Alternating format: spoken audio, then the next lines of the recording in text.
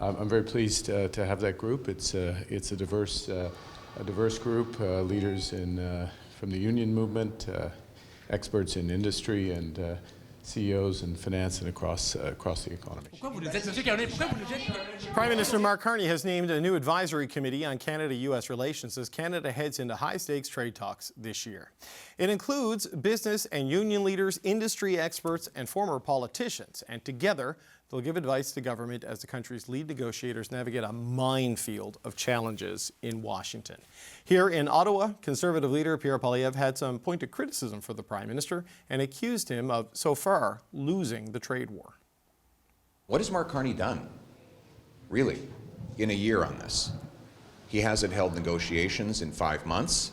The Mexicans are going to be at the table formally with the Americans any day. The only talks that Mark Carney is doing are YouTube videos where he's comparing himself to Sir Isaac Brock and holding up little figurines in his office. He's done absolutely nothing on this file in the last year other than use it to stoke fear and distract from his catastrophic failings here at home.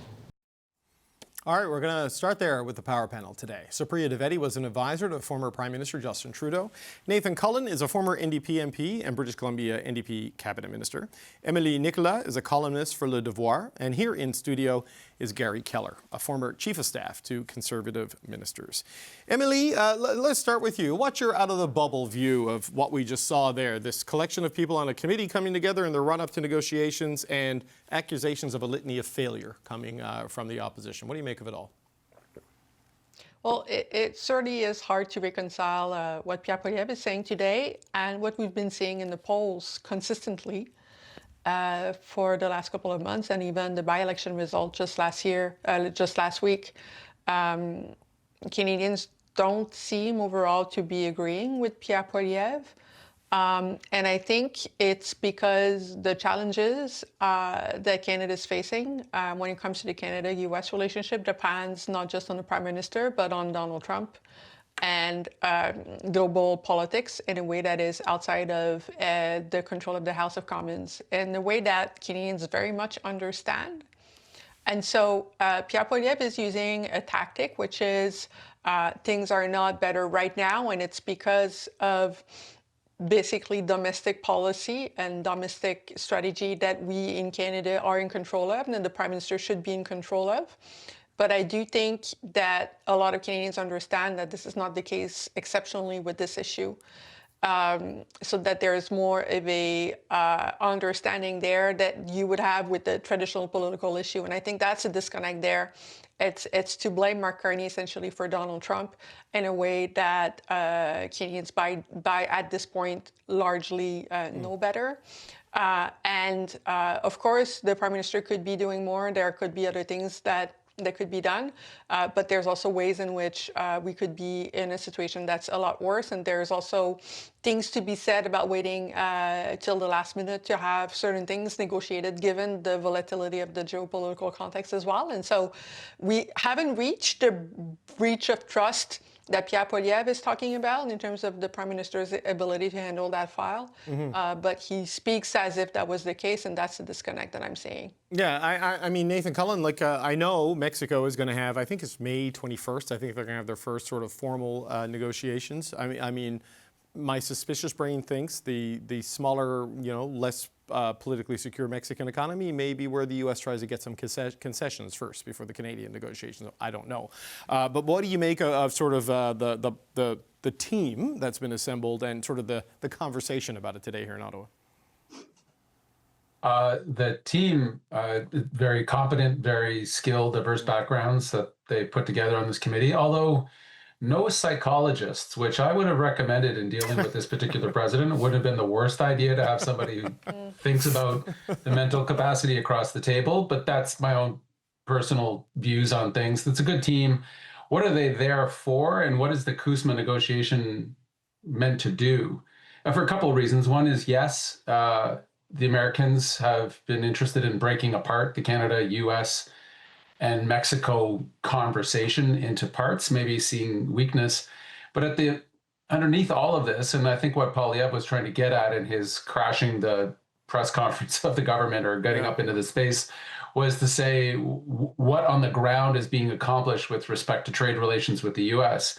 But if we signed a deal tomorrow, would anyone expect Donald Trump to honor one word in it? I mean, his musings and his ideas change. His word kind of means nothing, which is his negotiating tactic. Mm-hmm. He's used it for decades, that a signed contract is meaningless to him. I guess this is more about preparing what are the terms for an eventual trade deal that Canada could sign with a reliable U.S. partner after the U.S. midterms, maybe after the Democrats take control of the House and maybe the Senate.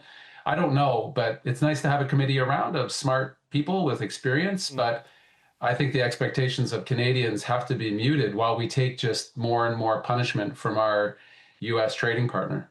So Priya, on that criticism that Carney has just been losing, when you pull back and look at global economic trends and where trade is because of the disruption of the U.S., you can see China winning.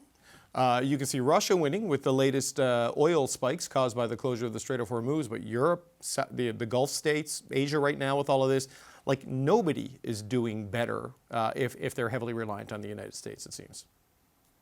Yeah, I mean, totally. And look, I'd agree with a lot of what both Nathan and Emily just said, because, you know, when I saw the announcement today, I looked at the names and thought, wow, that's nice. What a wonderful bunch of successful Canadians from various backgrounds that are all stepping up to volunteer their time for this collective effort of securing a good trade deal with the Americans. And I naively thought it would be hard for Poilievre to sort of get up there and complain about it.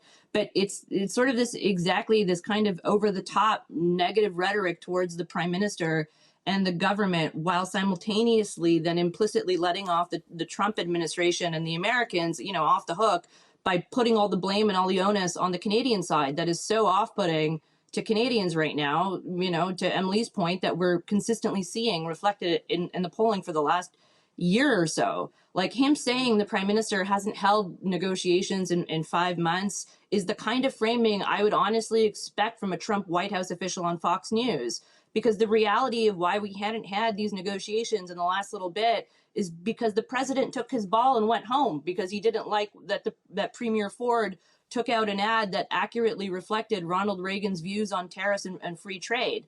Like, I fully get that the leader of the opposition has to be out there opposing, but I think there's a way to do it without coming across like you're being petulant or that you're trying to run cover for the Trump administration. So, you know, as long as Poilievre kind of keeps this strategy and keeps employing this kind of rhetoric, and the folks around him can't see why a normal person who doesn't spend their entire day online in a conservative echo chamber would find the constant hyperbolic critique of the prime minister off-putting, then like just pack it in now and get ready for the next decade of the Carney government.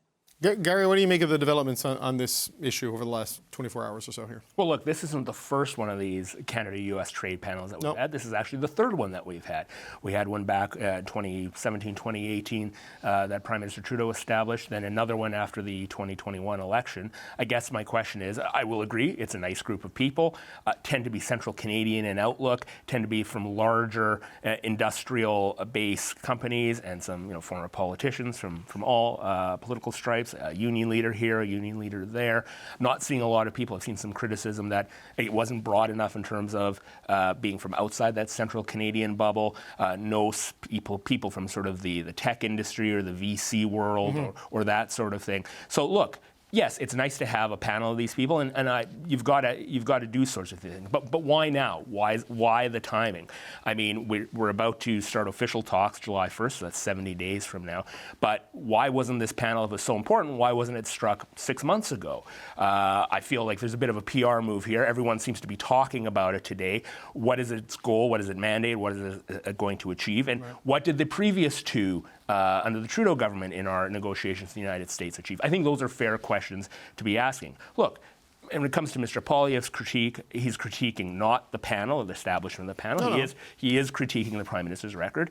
And I think he's trying to harken back to the election campaign when Mr. Carney tried to lay it out that he was the only person who could deal with Donald Trump and negotiate successfully. And Canadians will be the judge of whether or not that's a successful tactic. But I have no problem with how, and then as Supriya said, going out and saying and trying to contrast. You can quibble with what he's saying.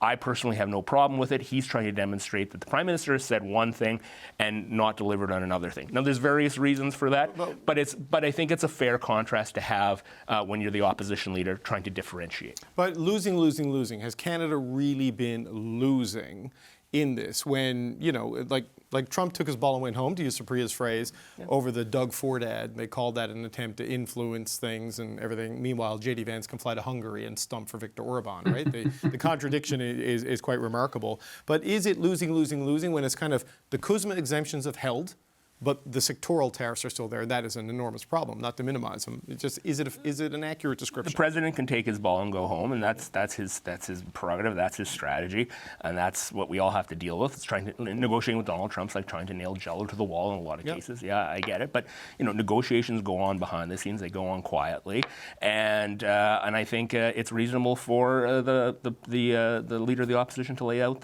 his critique of it. So Emily, on that, I mean, is it contrast? How would you describe what it is that we're seeing, right? Because, I mean, I don't know what the alternative is to what the Canadian government right now is trying to do, because it isn't clear to me what's actually happening with the Canada-U.S. side, right? So I don't know if you're losing or if it's in the process and the natural impatience is taking hold. I may be skipping ahead, but I kind of want to contrast what Pierre Poilievre did with this file with what he did on question period. And I think on the issue of affordability, for example, for Canadians. And I think the main difference there is that Canadians aren't actually that much angry at all with Mark Carney and his handling of the Donald Trump file. And so he's trying to tap into a frustration that isn't really there, and relaying something that will sound out of touch because there isn't that fatigue that Canadians think that Mark Carney was the wrong Prime Minister to elect to deal with global geopolitical disruptions. That sentiment really isn't there. And so he's trying to tap in something that really doesn't exist outside of the hyper-partisan conservative base or the internet. While when you look at question period in terms of affordability, you had the exact opposite phenomenon where Pierre Poilievre was tapping into an anger that is real about the cost of living and the ways in which Mark Carney can absolutely sound out of touch when it comes to that issue, repeating numbers and statistics that are about averages and that are about means and medians more than they are about the practical reality of a lot of Canadians whose salaries haven't caught up and do feel left out and do feel like life has been getting harder. And so you have basically the same tactic used in both scenarios. One of them works, the other doesn't work. Because you're not actually emotionally attuned to what Canadians are feeling in one case and you are in the other. And I think that's the big issue that Pierre Poilievre has. It's just, you can't just have just one punch or one move for every situation. You need to have more tools in your box as a politician. Okay.